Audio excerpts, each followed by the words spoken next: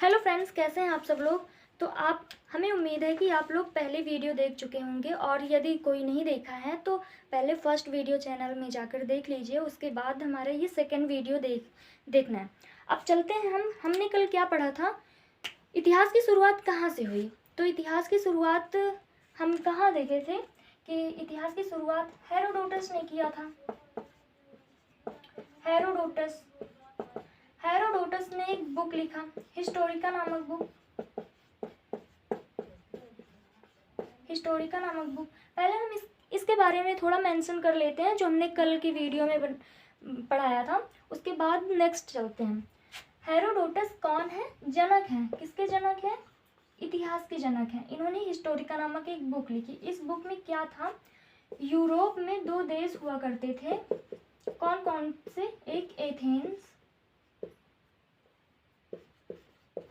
एक एथेन और एक स्पार्टा। अब इस दोनों देश के बीच में एक देश हुआ था। कौन सा देश है? पेलोपोनेस।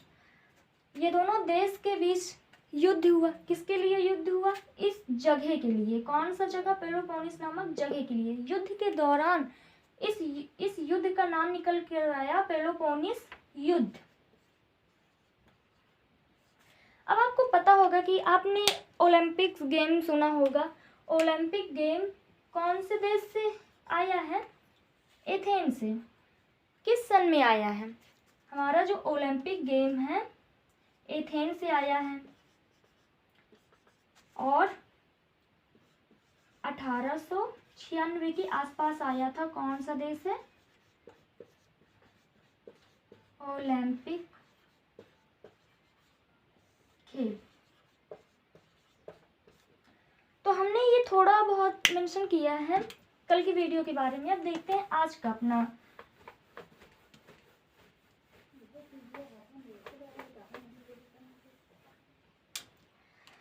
आपको पता होगा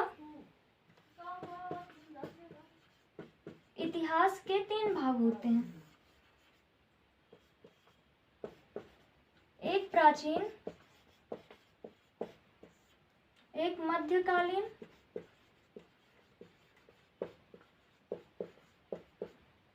एक आधुनिक कालीन।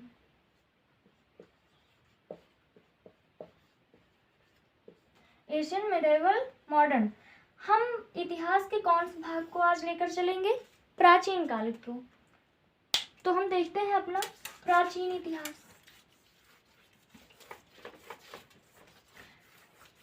प्राचीन इतिहास को हम कौन से चैप्टर से लेकर पढ़ेंगे? जो हमारा प्राचीन इतिहास है, प्राचीन इतिहास, वो हम 6th क्लास की एनसीईआरटी 6th क्लास की एनसीईआरटी को लेकर चलेंगे। पहले हम 6th क्लास की एनसीईआरटी को क्या करेंगे? रीड करेंगे। फिर उसके बाद आगे जो हमारा इससे संबंधित क्वेश्चंस है, जो हमारे सारे एग्जाम्स में आते हैं, कॉम्पिटिटिव एग्ज़ाम में, और उन सभी, और जो एनसीईआरटी के बेस में इम्पॉर्टेंट होते हैं, उन सभी क्वेश्चन को देखकर चलेंगे। और आगे चलते हैं। हमारा जो 6th क्लास की एनसीईआरटी है, 6th क्लास की एनसीईआरटी का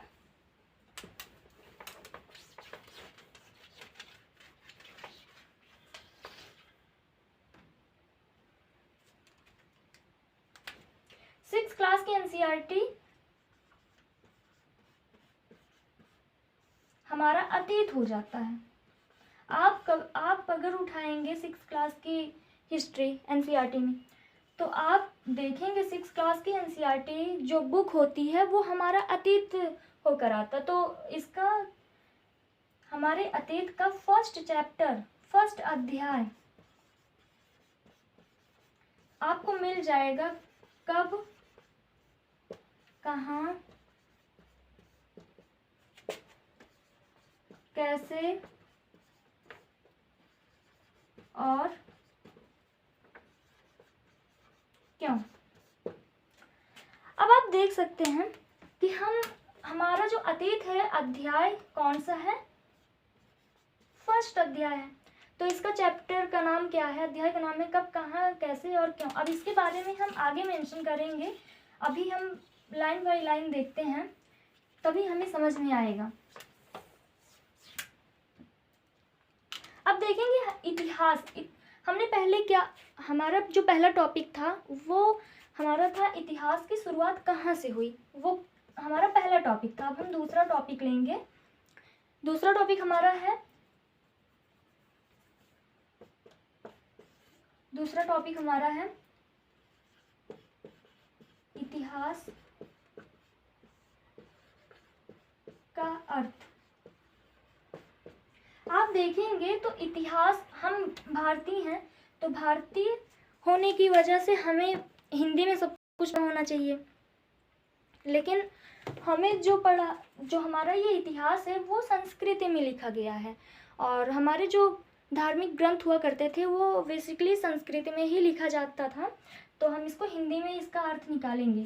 तो इतिहास के कितने भाग होते हैं? 3 भाग होते हैं। 3 भाग कौन कौन से हैं?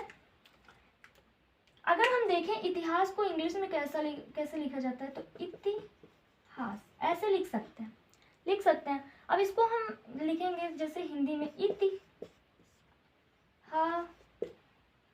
आस, इस तरीके से लिख सकते हैं, तोड़ सकते हैं 3 भाग में। अब हम इसको इंग्लिश में कुछ इस तरह लिखेंगे, हा को एच, आस को एस, एज टाइप। इसका मतलब हुआ, इति का मतलब हुआ ऐसा ही, हा का मतलब हुआ निश्चित रूप से, इसका मतलब था। आप इसको नोट कर लीजिए, आगे चलते हैं, क्योंकि ज़्यादा लंबा वीडियो हमें नहीं बनाना है, जिससे बच्चे बोर हो जाते हैं स्टूडेंट्स, तो हम शॉर्ट वीडियो ही बनाने की कोशिश करेंगे।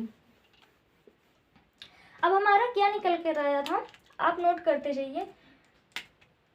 ऐसा निश्चित रूप से था या हुआ था? अब हम आपसे पूछें कि इतिहास की परिभाषा क्या बताओगे, तो आप डायरेक्ट यही बता देंगे कि हम पुरानी घटनाओं के अध्ययन को ही इतिहास कहते हैं, यानी पुरानी घटनाओं को आप बताओगे। अब पुरानी घटना क्या घटी हुई है? पुरानी घटना हमारी है बक्सर का युद्ध, बैटल ऑफ बक्सर। हमारा जो बक्सर का युद्ध है,